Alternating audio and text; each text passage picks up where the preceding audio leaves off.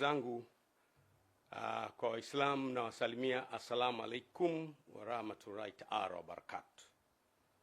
Kwa Kristo tumsifu Yesu Kristo. Bwana Yesu asifiwe. Na kwa Tanzania wote, habari za saizi. Leo nimekuja tena tuzungumze kwa pamoja. Nimeona ni muhimu sana tuzungumze tena baada ya kuwa nimezungumza mara ya kwanza kwenye ile hotuba yangu tarehe 24 mwezi wa 5 2025. Leo nataka kuzungumza nanyi tena.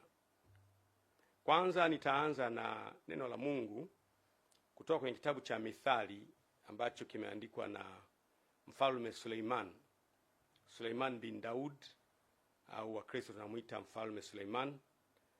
Kwenye kitabu chake cha Mithali sura ya 14 kuanzia mstari wa 34 inasema, haki huinua taifa, bali dhambi ni aibu kwa watu wote. Haki huinua taifa, bali dhambi ni aibu kwa watu wote. Nilipoongea nanyi tarehe 24 mwezi wa 5, nilipoanza hoja ya utekaji uliokuwa umezidi katika nchi, nilitoa takwimu iliyotoka TLS, Tanzania Law Society, ya watu waliokuwa wametekwa au kupotea, wengine kupatikana, wengine kuokotwa wamekufa. Na sasa ni almost miezi 5 baadaye, utekaji umeendelea, umekuwa wa kutisha sasa. Sasa sio utekaji tena, umekuwa uchukuaji au uvunaji. Imekuwa sasa ni kama mtu anavyochukua kuku kwenye banda la kuku, wakati wowote, saa yoyote, kwa namna yoyote. Mtu yoyote sasa anachukuliwa, si mwanafunzi, sio winga wa Kariakoo, sio padri, sio shehe, sio balozi. Mtu yoyote anaweza kuchukuliwa. Kwa utekaji umekuwa wa kutisha sana. Na mpaka sasa hivi, wakati nazungumza na nyie mara ya kwanza, nilisema wakati ule kulikuwa na watu 84 wale ambao walikuwa kwenye orodha ya watu wa TLS. Tangu wakati ule sasa hivi ni watu wengi, ambao zaidi ya 108 hivi, ambao ama wametekwa wakapatikana, ama wengine hawajapatikana kabisa. Na kauli zinazotoka kuhusu watu wanaotekwa ni kauli nyepesi sana kuzisikiliza. Ni kauli nyepesi ukilinganisha na uzito wa uhai wa mtu. Ndugu zangu, naomba tukubaliane, uhai ni zawadi ambayo Mwenyezi Mungu anatupa, na hakuna mtu mwenye mamlaka ya kupoka uhai wa mtu, hayupo. Tupewa zawadi na Mungu kama ya uhai, tuitumie kwa ajili ya utukufu wake. Kwa mujibu wa Katiba ya Jamhuri ya Muungano wa Tanzania, katiba ya mwaka 1977 ibara yake ya 8 kifungu cha kwanza inasema hivi: mamlaka ya nchi itakuwa mikononi mwa wananchi, na serikali itapata madaraka na mamlaka yake yote kutoka kwa wananchi. Hii ni kwa mujibu wa katiba hii, na itatumia madaraka hayo kwa niaba ya wananchi. Lakini ibara ya 8(1)(a) inasema, mamlaka na madaraka ya serikali ya Jamhuri ya Muungano yatatokana na wananchi, na serikali itapata madaraka yake kutoka kwa wananchi kwa mujibu wa katiba. Tunaona kumbe serikali inapata madaraka kutoka kwa wananchi. Maana yake kisima cha madaraka, the oasis of authority and power in the country, kinatoka kwa wananchi. Sasa kama wananchi hawa wanatekwa, ambao ndio chanzo cha mamlaka, maana yake ni hatari sana. Ndugu zangu, utekaji haukubaliki. Baada ya miezi 5 kuwa nimezungumza kuhusu sikubaliani na utekaji, narudia tena mara nyingine kwa nguvu kubwa kabisa, sikubaliani na utekaji. Kesho kutwa, wiki ijayo, sikubaliani na utekaji na kutoweka kwa watu bila utaratibu. Ndugu zangu, wananchi ndio wenye nchi. Narudia tena, wananchi ndio wenye nchi. Na ndio maana hata neno lenyewe wananchi ni wana wa nchi, ndio wenye nchi. Usipowasikiliza wananchi, utafika wakati utapoteza nafasi ya kuwasikiliza. If you don't listen to them now, time comes you won't be able to listen to them. Usipowasikiliza wananchi leo, wakati unafika hutapata nafasi ya kuwasikiliza. Lakini pia usipowasikiliza wananchi leo, unaweza kupoteza nafasi kabisa ya kuwasikiliza kipindi utakachowahitaji wakusikie. Ni muhimu sana kusikia kilio cha wananchi. Matokeo ya kutokusikiliza kelele za wananchi inaleta machafuko na migawanyiko siku zijazo. Matokeo ya kutokuwasikiliza wananchi na kelele zao inakuletea migawanyiko na matatizo makubwa siku zijazo. Ndugu zangu, naomba mnisikilize kidogo. Mnakumbuka vizuri mimi nilipozungumza kuhusiana na jambo hili, nilijaribu na kupendekeza solution. Niliwaambia kwamba leo mnaanza kuona sasa. Niliwaambia kwamba shida ya nchi yetu ni kwamba wakuu wa vyombo wote, kwa maana ya mkuu wa jeshi la wananchi CDF, mkuu wa jeshi la polisi IGP, mkuu wa jeshi la magereza, mkuu wa idara ya usalama wa taifa, mkuu wa jeshi la uokoaji na wengine wote ni wateule wa Mheshimiwa Rais. Na huyu Mheshimiwa Rais pia ni mwenyekiti wa Chama cha Mapinduzi. Na huyu Mheshimiwa Rais pia ni mgombea urais wa Chama cha Mapinduzi. Unaweza kuona mtiririko huo kwamba aliyewateua ni rais wa nchi, lakini huyo rais wa nchi pia ni mwenyekiti wa chama, lakini pia huyo rais wa nchi pia ni mgombea urais. Kwa hiyo kwa katiba ya Jamhuri ya Muungano wa Tanzania, of course, unapoteuliwa unatakiwa kutimiza kazi zako sawa na mujibu wa katiba. Lakini ni nani ambaye anaweza kupambana aliyemteua? Kwa kawaida, hata ningekuwa mimi, ungependa yule mtu aliyekuteua uishi naye vizuri, utumikie nchi, lakini kwa wakati huo huo na umsikilize. Kwa hiyo vyombo vyetu, nina hakika kabisa 100%, tangu place yangu ya kwanza nilivyosema kwamba vyombo vyetu viwe na ulinzi ili wawe na uwezo wa kusema hapana kwenye baadhi ya mambo ambayo hayaendi sawa sawa. Nikupe mfano mzuri. Huwezi kuniambia eti polisi hawafahamu kabisa kuhusu utekaji. Huwezi kuniambia hivyo. Huwezi kuniambia idara ya usalama wa taifa hatujui kabisa kuhusu utekaji. Huwezi kuniambia hivyo. Huwezi kuniambia eti jeshi la wananchi halina taarifa kabisa utekaji. Hapana. Wala jeshi la magereza, wala uhamiaji, wala jeshi la uokoaji. Lazima kuwe na taarifa. Kama mkikubali kwamba majeshi haya, vyombo vyetu havina taarifa, basi Tanzania si salama pa kuishi. Lakini mimi nafahamu competence. Kwa sehemu kidogo nafahamu competence ya viongozi wetu. Nafahamu. Unajua, kuna mambo mengine unaweza ukayasema tu, ni rahisi yakiwa kwa mtu mwingine.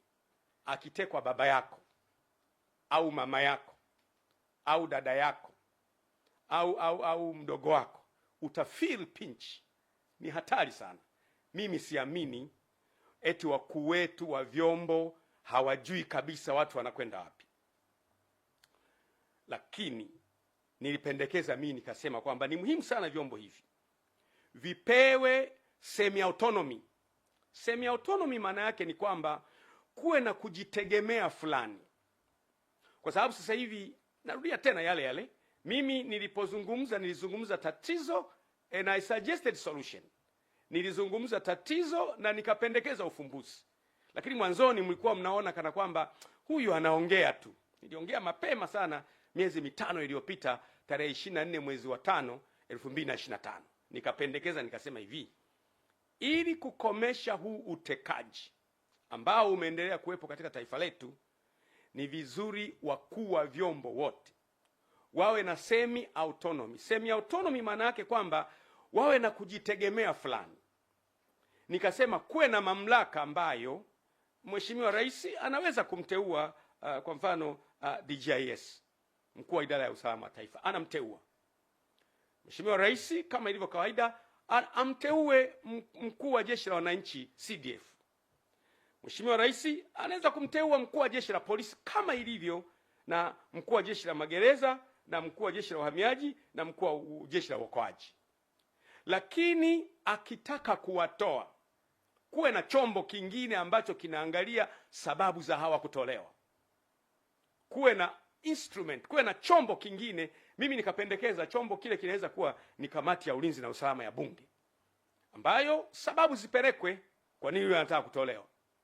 Kwa mfano, sasa hivi natoa mfano tu, ni mfano, mimi napenda kutumia mfano. Kwa mfano, kama IGP anauona utekaji na hakubaliani, au DGIS wetu wa sasa hivi anauona utekaji na hakubaliani, au mkuu wa jeshi la wananchi anauona utekaji sasa hivi lakini hakubaliani, au mkuu wa jeshi la magereza au uhamiaji au jeshi la uokoaji anauona utekaji lakini hakubaliani, atakwendaje kwa bosi wake aliyemteua, ambaye bosi wake ni mgombea na bosi wake angependa ashinde?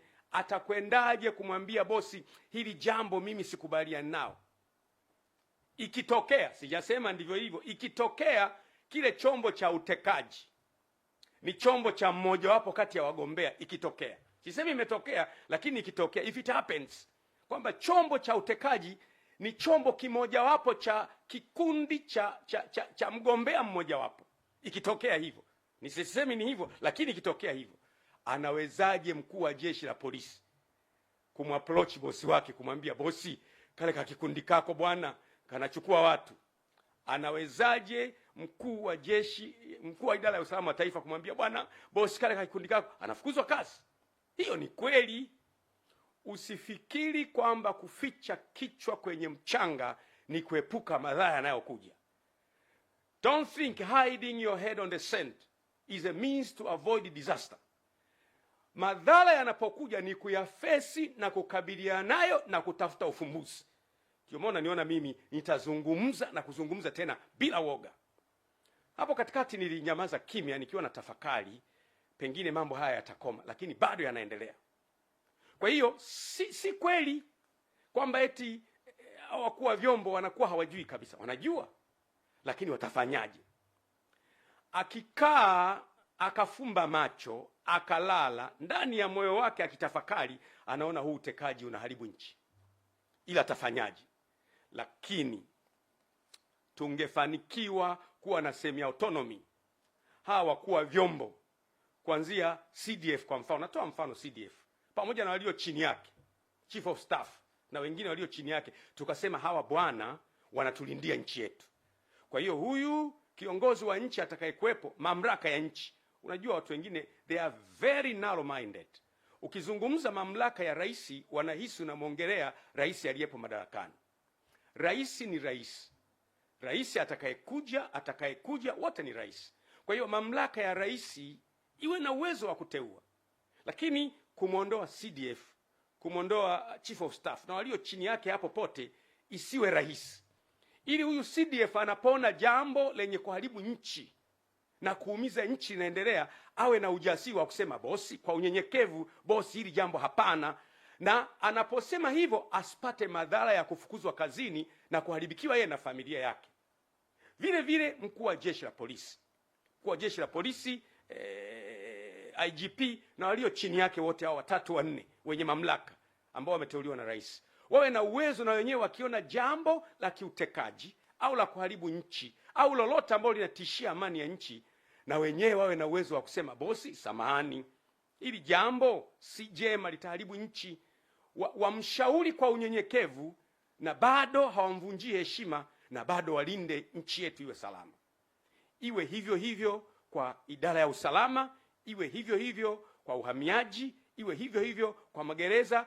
Wawe na uwezo wa kusema hapana kwenye yale mambo ambayo wanaona yanatishia uhai wa nchi yetu, na wasiwe na madhara kwa siku zijazo. Huo ndio ulikuwa ushauri wangu.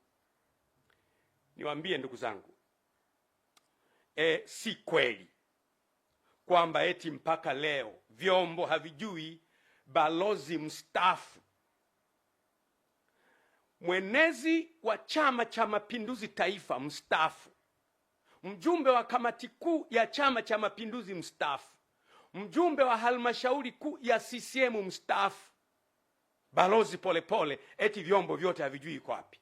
Si kweli, si kweli, si kweli. Kama Polepole ametowekea akiwa Tanzania, I am 100% nina hakika kabisa kwamba vyombo lazima viwe vinafahamu iko wapi, na kama havifahamu basi Tanzania sio sehemu salama kuishi. Lakini mimi kwa kiwango kidogo najua competence ya vyombo vyetu na wakuu wa vyombo. Najua, narudia tena, mimi najua competence ya wakuu wetu wa vyombo. Najua kabisa. CDF amekuwa kwenye kazi muda mrefu, ni mtu competent, anaiweza kazi. IGP Wambura ni mtu competent kabisa, namfahamu Wambura tangu akiwa Kinondoni pale, namfahamu Wambura tangu akiwa kanda maalum.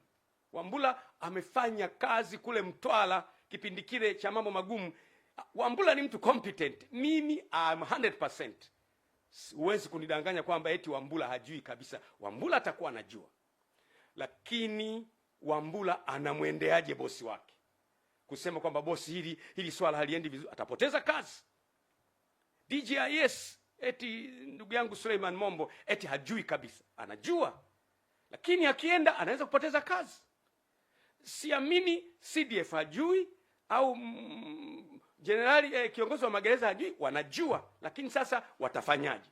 Wakitulia ndani ya mimi nahakikishia wa Tanzania tuna vyombo competent. Kwa swala la vyombo tu ni competent, lakini hatujapata a mechanism ya kuwalinda hao wakuu wa vyombo ili na wao watulindie nchi yetu. Kwa hiyo muda unakuja na siku moja itafika. Mimi nasema siku moja itakuja tu ambayo tutapata namna ya wakuu wa vyombo kuwalinda, watulindie nchi yetu na maono yetu. Ndugu zangu, my countrymen, kama tusipofanikiwa kuilinda nchi yetu, ipo siku nchi yetu njema tutaipoteza. Kwa sababu motive ya mgombea yote ni kushinda uchaguzi. Hata ningekuwa mimi, motive ya mgombea yote ni kushinda uchaguzi, na anaweza kutumia njia ambazo zina damage nchi ili ashinde uchaguzi. Lakini motive ya nyie wakuu wa vyombo na vyombo vyetu ni kulinda nchi. Akija mtu mnamlinda, anamaliza, anaondoka, anaingia kwa mujibu wa katiba, mnamlinda, anaondoka. Ndio wajibu wenu. Lakini itakapofika wakati tukaona aibu kusema juu ya mambo yanayohatarisha taifa, kuna siku tutakuwa na wakati mgumu sana. Ndugu zangu, ninyi wakuu wa vyombo ni binadamu. Niruhusini niongee na nyie. Si nyie mnayoendesha ya mambo ya utekaji, si nyie. Wala sio vyombo vyenu. Si nyie wala sio vyombo vyenu vinavyoendesha mambo ya utekaji. Lakini siku zijazo hamtaepuka kabisa kutamkwa mkiungamanishwa na matukio haya yaliyotokea wakati wa utawala wenu. Kwa mfano, watu watasema mwaka ule kipindi kile ambacho DJIS alikuwa fulani, miaka ile ambacho CDF alikuwa fulani, miaka ile ambacho mkuu wa jeshi wa polisi alikuwa fulani, miaka ile ambayo mkuu wa jeshi la magereza alikuwa fulani, miaka ile ambayo mkuu wa uhamiaji alikuwa fulani na mkuu wa jeshi alikuwa fulani, ndiyo miaka ile ambayo watu walitekwa sana. Hamwezi kukana kwamba si ninyi, lakini miaka ijayo historia itawarekodi kwamba ninyi mlipokuwa wakuu wa vyombo mambo haya yalitokea. Mimi naongea na nyie moja kwa moja kama mtumishi wa Mungu. Na ukiniona naongea hivi kwenye nyakati ambazo ni za hatari kama hivi, nyakati ambazo balozi anatoweka, hakuna neno lolote kutoka serikalini kwamba mstaafu wao ametoweka. Hakuna. Watu wamekwenda mahakamani, ruling ya mahakamani na yenyewe inasema kwamba na wenyewe hawajui, mahakama hawajui. Kwa hiyo huwezi kumpata popote. Ukiniona mimi nazungumza kwa uchungu kabisa. Nchi ni yetu sote. You cannot avoid in the future that when they talk about these abductions, that your names might be connected, not in a sense that you are doers of those matters, lakini majina yenu yatatajwa, yataungamanishwa na hayo. Mimi nawashauri pamoja na loyalty yenu kwa mamlaka, ambao ni jambo la muhimu na lazima.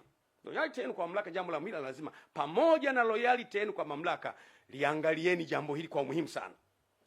Linawaunganisha nyie na utu wenu na familia zenu na watoto wenu.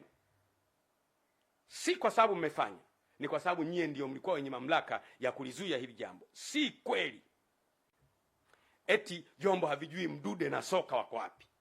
Si kweli eti vyombo havijui Ali Kibao alichukuliwaje. Si kweli vyombo havijui Polepole kaondokaje. Si kweli. Vitakuwa vinajua, na hakika kabisa vitakuwa vinajua. Lakini vifanyeje? Nisema tangu mwanzo kwamba utekaji si sera ya Chama cha Mapinduzi. Mimi naongea leo bado ni mwanachama wa Chama cha Mapinduzi mwaminifu. Na nataka niwaambie baadhi ya watu ambao wanaongea maneno. Mimi sijawahi kuwa mwanachama wa chama chochote Tanzania. Kama ukipata kadi ya Josephat Mathias Gwajima kwa chama chochote, sijawahi kuwa mwanachama wa chama chochote zaidi ya Chama cha Mapinduzi. Ndiyo maana ninapozungumza Chama cha Mapinduzi ndio chama kinachotawala. Tunakihitaji sote. Ni vizuri kama Chama cha Mapinduzi tunaendelea kuwaza kwamba sisi chama chetu, matukio haya yanapoendelea kutokea, miaka 5 ijayo, miaka 10 ijayo, watu watakuwa na picha gani na chama chetu? Mimi nasema sera ya kuteka watu, kupotea kwa watu, kuumiza kwa watu, si sera na si mtazamo wa Chama cha Mapinduzi ambacho mimi ni mjumbe wa halmashauri kuu ya chama hicho. Sio. Na lazima jambo hili liache kabisa. Uwezo wa vyombo vyetu hauna mjadala kama nilivyosema. Lakini wakuu wa vyombo walindwe. Narudia tena, wakuu wa vyombo walindwe ili na wao wawe na uwezo wa kutulindia nchi yetu. Tusipowalinda wakuu wa vyombo tumeshindwa. Angalia historia ya nchi yetu. Tumefanya kazi vizuri sana kwenye operation nyingi za kimataifa. Nakumbuka kule Kongo, Sudan, Somalia, Lebanon, Afrika ya Kati mpaka Komoro. Vyombo vyetu vimefanya kazi. Haiwezekani mpaka mgogoro wa kule Kibiti ambao ulikuwa umetishia tulisolve. Leo vyombo haviwezi kusolve shida ya kutekwa watu. No. Haiwezekani. There must be a problem. Na problem mimi naendelea kuisingle out. Problem ni siasa. Msitufuate sisi wanasiasa sana. Politicians are out to win election. Politicians are there today and they are not there tomorrow. Wanasiasa wapo leo kwenye hizo nafasi na kesho hawapo. Ninyi mtakuwepo kwa sababu ya taaluma zenu. Simameni, stand up. Stand for our country. Nchi yetu ni watoto wenu. Nchi yetu ni wajukuu wenu. Nchi yetu ni mama mdogo, mama mkubwa, shangazi. Wanadamu wote ni ndugu. Narudia tena, wanadamu wote ni ndugu. We are all from the same family. Pengine kwa sababu ya muda mwingi umepita tunasahau, lakini asili yetu wote ni kutoka kwa Adam na Eva. Sisi wanadamu wote ni ndugu. Akitekwa mama itakuuma sana. Akitekwa dada itakuuma sana. Akitekwa mwanao itakuuma sana. Leo haikuumi kwa sababu unahisi hao si ndugu zako. Sisi sote ni ndugu. Na watekaji wamefika mahali ambapo wana ujasiri. Nikamsikiliza mkurugenzi wa Jamii Forum Mero anasikika anasema kwamba yeye alipigiwa simu. Akaambiwa na mtu, bwana, tutakuteka, tutakuua na Watanzania watakulilia kwa siku 3 afu baadaye watasahau. Yaani mtekaji ana ujasiri wa kukupigia simu na kukwambia, bwana, tutakuchukua, alafu Watanzania watalia siku 3 watakusahau. Anakupigia simu. Ndugu zangu, we must wake up. Huu utekaji tunauresist kwa nguvu zote. Mimi binafsi nauresist leo, kesho, wiki ijayo. No, it can't happen in our country. Jambo hili lazima likataliwe. Hatukuliona kule nyuma. Hii ni dharau iliyopindukia kwa mtekaji kukupigia simu na kukutisha. Leo watu wengi wamekimbia nchi. Mwana mapinduzi askofu wetu hayupo. Wamekimbia. Sikiza nikwambie. Kina Mwakipesile wamekimbia, wengi wamekimbia, wako nje. Wengine siwezi kuwataja kwa sababu ya hadhi zao. Maaskofu wa madhehebu makubwa kabisa wamekimbia nchi kwa sababu tu ya kusema sema. Sikiza niwaambie. At least mimi ni kiongozi wa taasisi. Unapokuwa kiongozi, watu wote hawawezi kukubaliana na wewe. Hata kwenye taasisi zetu za kimungu kabisa, ni kanisani au ni msikitini, si watu wote watakubaliana na wewe, na pamoja na kwamba ni waumini wako, wakukusema sema wapo. Wengine watakusema kwa sababu za uongo, zitakuuma. Kama kiongozi lazima uwe na courage ya kumeza hayo maneno. Ukiwaua wote utamtawala nani? Ukiwateka wote utamtawala nani? Itakuwaje baada ya hapo? Unaweza kuwateka ukashinda uchaguzi. Baada ya kushinda uchaguzi, kila uliyemteka ana mdogo wake, ana mjomba wake, ana shangazi yake, ana kaka yake, ana ndugu yake. Baadaye nchi itakuwa kwenye uchungu ambayo itakuwa ni ngumu sana kuiganga. Amkeni. Nasema tena, this is a last wake up call. Hii ni kengele ya mwisho ya kuamsha kwamba amkeni, tutapoteza nchi. Kataa utekaji, disappearance of persons. Kwa mimi siamini kabisa kama kwa vyombo havifahamu, lakini vyombo tangu mwanzo nimesema sio vyombo, lakini kuna kakitu fulani ambako huwezi kugusa. Kwa sababu kuna watu wengine wanapotekwa wanakuja wanaelezea. Kwa mfano, kuna huyo bwana aliyetekwa, yule Satifa nafikiri, ambaye alipelekwa anasema mpaka Katavi, pigwa risasi, akaachwa kule mahali. Aliporudi anaelezea kabisa, nilichukuliwa Dar es Salaam nikapelekwa hapa, anaelezea. Kwa hiyo haiwezekani kwamba watekaji hawa hawafahamiki kabisa. No, wanafahamika. Lakini kwa nini hakuna desperate means za kuwapata? Why? Mtu anaweza kunijibu kwa unafiki. Akanijibu asema, wewe Gwajima bwana, hawa watekaji unasema wanafahamika, basi tuambie ni kina nani? Ndugu yangu, Mo alitekwa pale Korosham wakati ule. Mimi nilipiga kelele, rudisha Mo. Kama unabisha, nenda kwenye YouTube. Nilisema mrudisheni Mo. Na wakati ule rais alikuwa Magufuli, whether yeyote, utekaji haukubaliki anytime.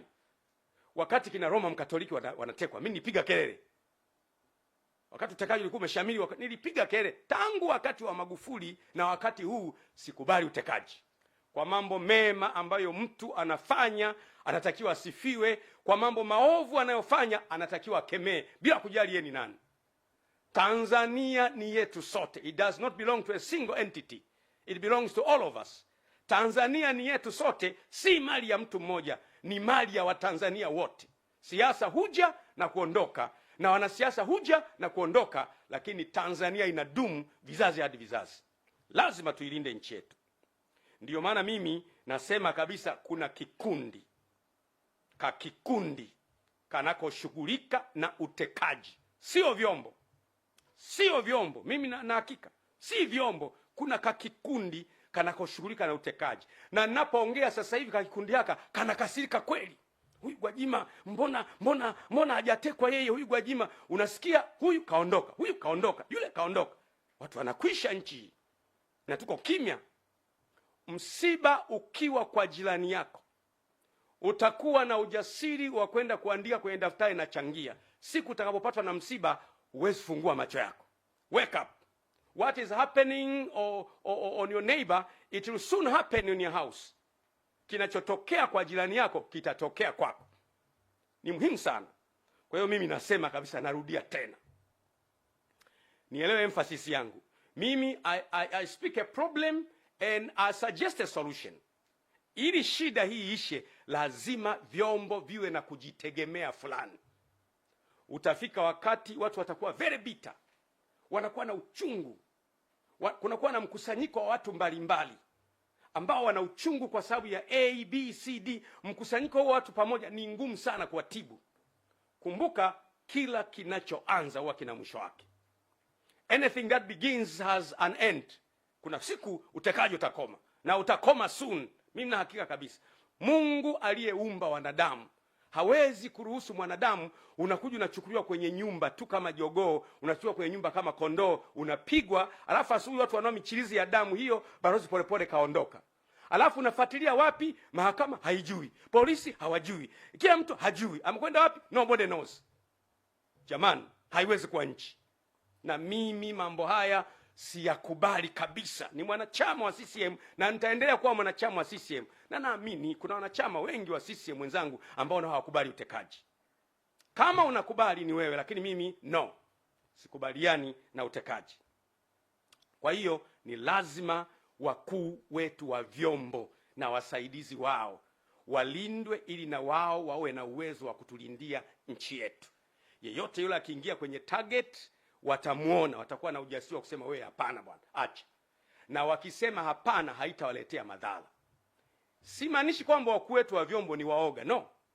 Na mimi ni binadamu, mtu aliyeniteua nikiona anafanya jambo najua kwamba kuna consequences zake. Nitapata consequences. Na mtu, wewe umelay down maisha yako yote. Umetembea njia ya uongozi kuanzia kule chini. Umepanda mpaka kule juu.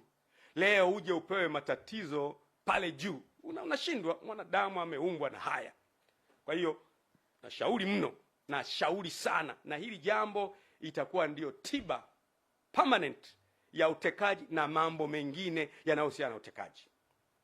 Tiba ya ulinzi wa maono ni hivi kwamba ili maono ya nchi yalindwe, tuwe na vyombo vya kulinda maono. Kwa mfano, mimi nilipokuwa bungeni nimezungumza sana kuhusu maono ya muda mrefu. Nikasema kwamba hakuna nchi yenye uwezo wa kuendelea kwenye miaka 10 au 15 au 20. Nchi zinaendelea kuanzia miaka 50, miaka 100. Na nchi zile ili ziendelee, lazima kila rais anayeingia madarakani aendelezee pale mwenzake alipoishia.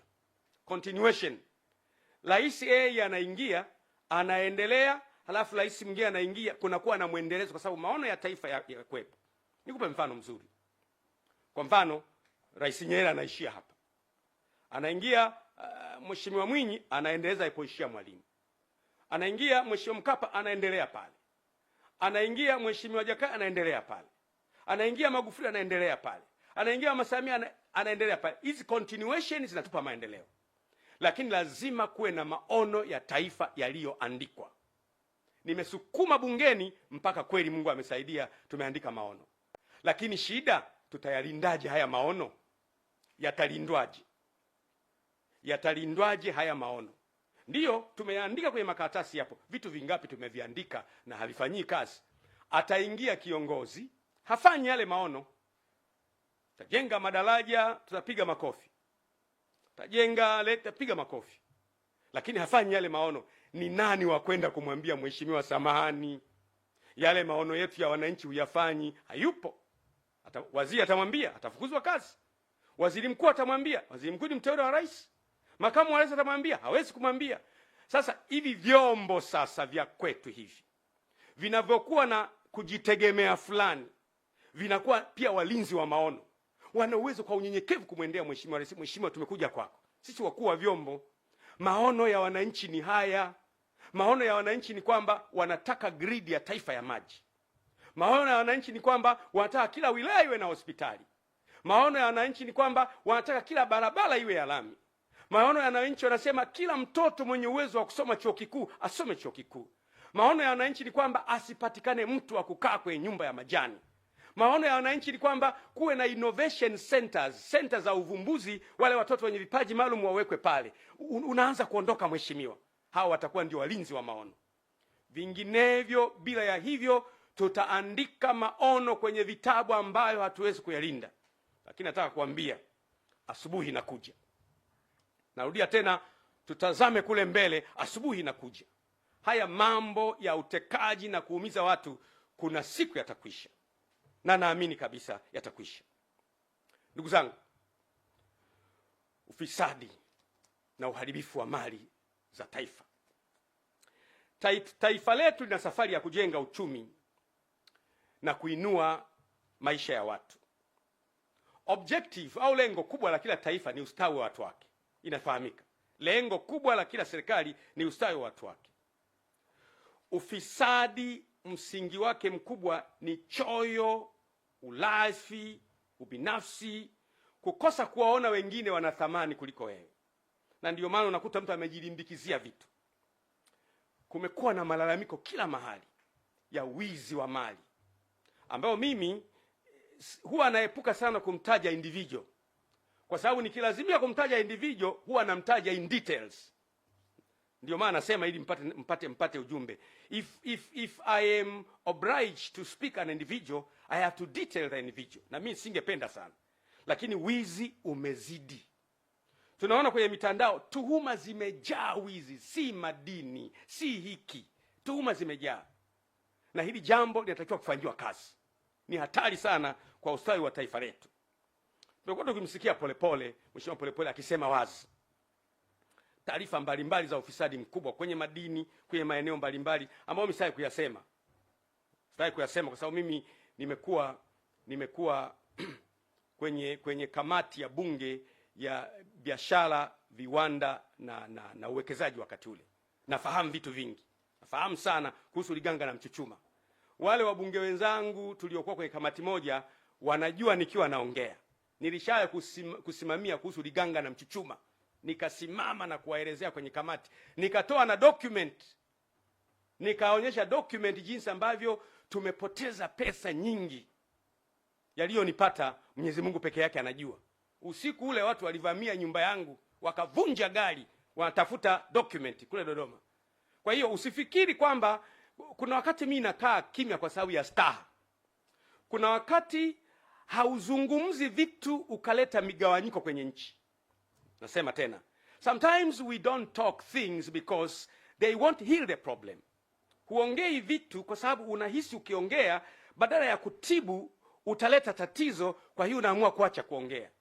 Lakini ufisadi, wizi, kujilimbikizia mali kumezidi.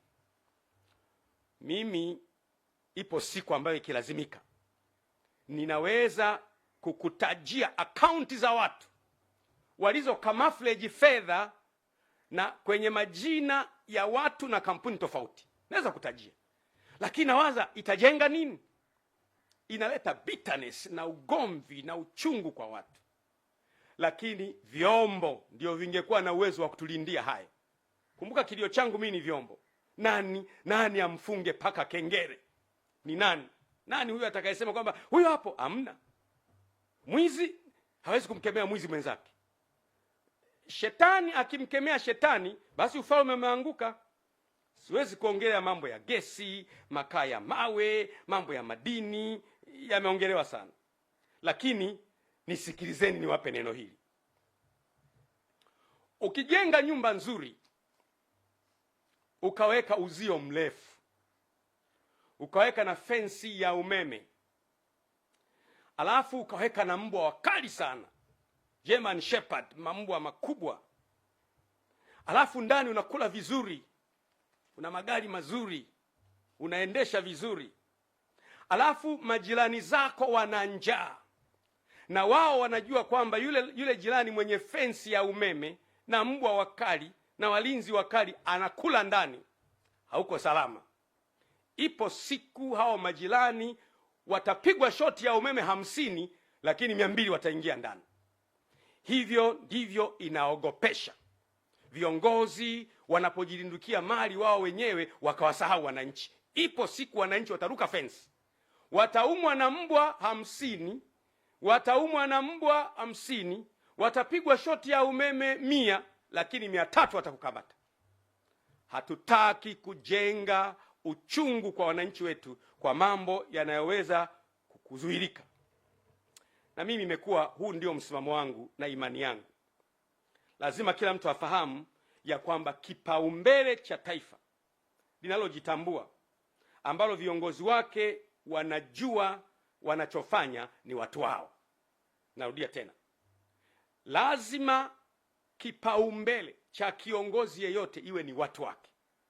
Nikupe mfano. Kwa mfano, unajenga barabara kwa ajili ya nini? Watu wapite, watu waendeshe magari. Unajenga hospitali kwa ajili ya nini? Watu watibiwe, watu wapate kazi. Unaleta maji kwa ajili ya nini? Watu wanywe. Unaweka umeme kwa ajili ya nini? Ili watu waone. Unaweka mwendo kasi kwa ajili ya nini? Watu watumie. Shule kwa ajili ya nini? Watu wasome. Kwa hiyo ni watu. Kwa hiyo msingi wa maisha ni watu. Narudia tena, maendeleo yoyote ambayo hayamuoni mtu kama priority si maendeleo. Because all that we do on the earth is for human. If you only remove human, all what you're doing is useless. Chochote unachofanya duniani ukiwa hai ni kwa ajili ya watu. Ukimwondoa mwanadamu tu havina maana. Magorofa yote haya, nyumba hizi zote zenye air condition, kama wanadamu wote hawapo, baada ya muda ni mapango ya mbweha. Kwa hiyo mwanadamu ndiye anatakiwa kupewa kipaumbele, kuheshimiwa, kusemeshwa vizuri, kusikilizwa. Lakini leo sisi tunawateka hawa wanadamu. Sasa unasema natakujengea jumba afu namteka huyo, na kuletea maji afu namteka huyo, na kujengea barabara afu anatekwa huyo. Lazima kiongozi yoyote anayejua anachofanya, focus yake iwe ni watu. Watu asubuhi, watu jioni, watu usiku, watu mchana.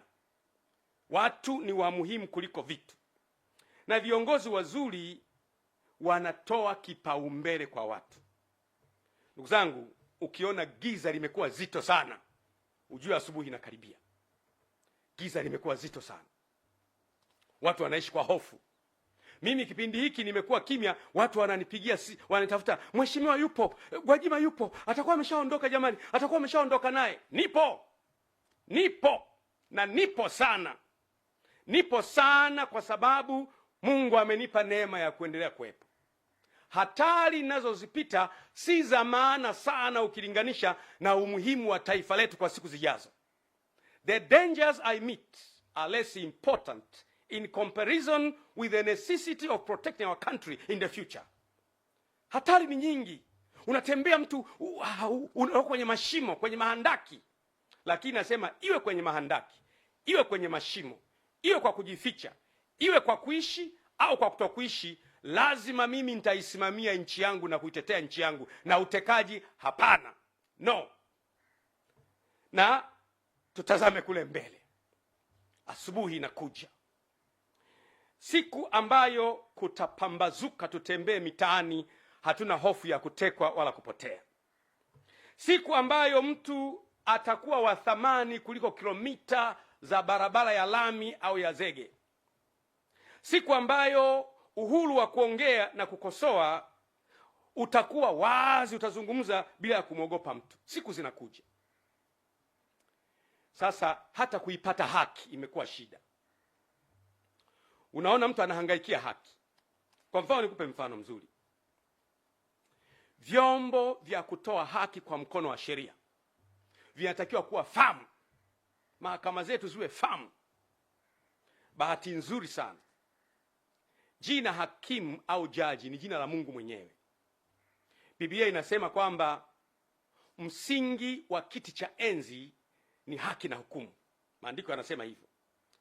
Msingi wa kiti cha enzi cha Mungu ni haki na hukumu. Kwa hiyo mtu akiitwa hakimu au mtu akiitwa jaji ni jina la Mungu, kwa sababu Yesu anaitwa hakimu wa haki. Kwa hiyo watu wanapotafuta haki kwenye mahakama hawazipati.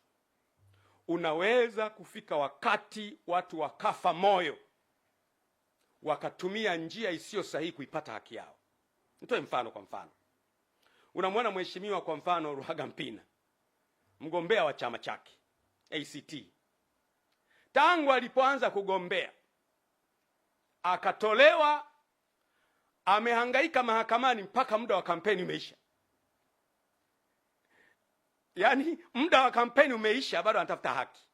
Hebu jaribu kuimagine, anatafuta haki tu na yeye awepo kwenye ballot paper apigiwe kula, mpaka muda wa kampeni siku 60 zimeisha. Juzi nimemwona yuko mahakamani anatafuta haki. Muda umeisha, anatafuta haki. Amekata rufaa, hajapata bado, anahangaika, hajapata haki bado, mpaka muda wa kampeni umeisha. Sasa hebu niulize, kama mtu anatafuta haki kwenye chombo cha kumsaidia apate haki, hawezi kuipata, atafuta haki wapi? Na waomba sana, ni muhimu sana kuwaza hayo. Wakati mimi unaona huruma sana. Lakini muone Tundu Lissu. Tangu mimi nilipotoa mapendekezo kwamba ili nchi iwe stable, iwe vizuri, mwachieni Tundu Lissu ajiunge na chama chake, na wenyewe wagombee, tushindane. Tutawashinda tu. Sisi Chama cha Mapinduzi chama kikubwa, tutawashinda. Anahangaika leo na haki. Lakini Father Kitima ambaye alipigwa, mpaka leo aliyempiga hajapatikana. Na hao watu waliompiga wapo. Lakini Balozi Humphrey Polepole, mbunge mstaafu, mwenezi wa Chama cha Mapinduzi na mjumbe wa kamati kuu na mjumbe wa halmashauri kuu ya taifa, mstaafu, amepotea. Dar es Salaam amepotea. Yaani Dar es Salaam unapotea. Dar es Salaam polisi hajui umekwenda wapi, jeshi la wananchi hajui umekwenda wapi, familia haijui unakwenda wapi, lakini umepotea. Lakini msifikiri kwamba watu wanaopotea wanapotea kabisa. Hapana, hapana. Yule mtu anayeshughulika kukuteka ametumwa, ni binadamu. Baadaye pembea anasema, bwana unajua iko hivi, iko vile, iko hivi. Watu wanajua. Mimi nawashauri mno, vyombo, jitahidini kwa kadiri mnavyoweza kukisaka kikundi hiki ambacho kinateka watu katika nchi, na mgundue kwamba pamoja na kwamba sio sisi, lakini siku zijazo tutakuja kuunganishwa kwamba tulipokuwa madarakani matukio haya yalitokea. Jambo zuri likitokea, heshima inawaendea nyie.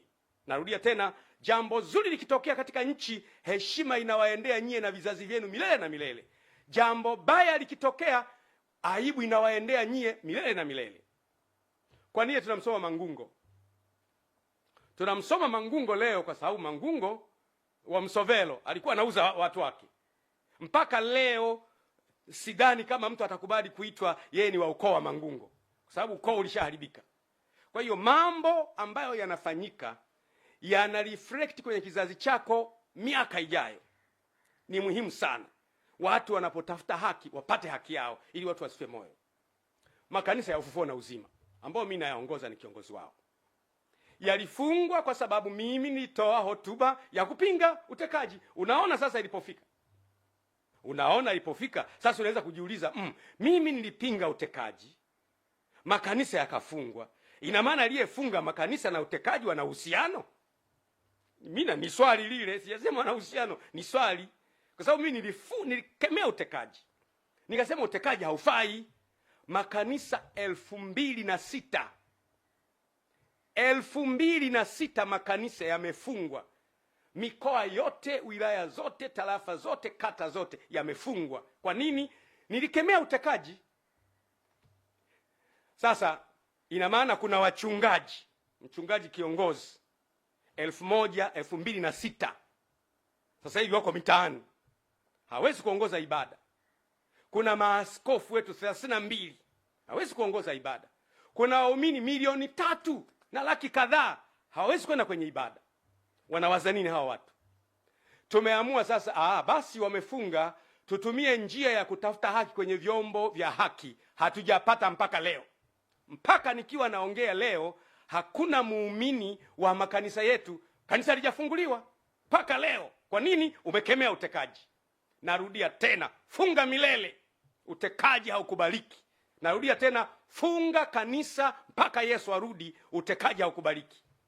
Hatutakubali mtu atekwe, awe Muislamu awe Mkristo. Kule Zanzibar wanaendelea vizuri. Zanzibar kule si wamefanyaje? Wenyewe wako kwenye uchaguzi, wanaendelea vizuri. Wapinzani wanaendelea na wengine wanaendelea. Huku kumekuwa na shida. Kwa hiyo mimi kabisa nasema waziwazi kwamba makanisa hayajafunguliwa mpaka leo. Tuko kwenye vyombo vya haki kwa muda wa miezi 5, haki haijapatikana bado. Waumini wako wanazagaa 3 wako mtaani, wananiuliza tufanyeje? Unategemea nini?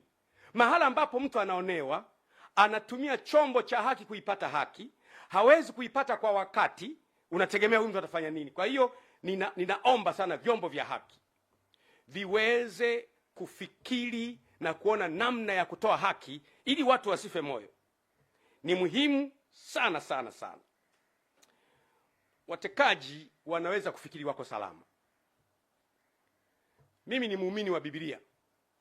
Kwenye kitabu cha Ufunuo sura ya 13 mstari wa 10 inasema hivi: mtu akichukua mateka atachukuliwa mateka, na mtu akiua kwa upanga atauawa kwa upanga.